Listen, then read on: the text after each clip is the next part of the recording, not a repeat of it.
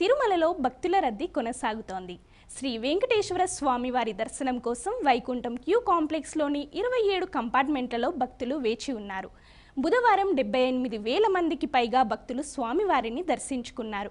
గురువారం రద్దీ కాస్త పెరగడంతో టోకెన్ లేని భక్తులకు సర్వదర్శనానికి 15 గంటలు, ప్రత్యేక ప్రవేశ దర్శనానికి 4 గంటలు, సర్వదర్శనం టోకెన్ పొందిన భక్తులకు 6 గంటల సమయం పడుతుందని తిరుమల తిరుపతి దేవస్థానం అధికారులు ప్రకటించారు.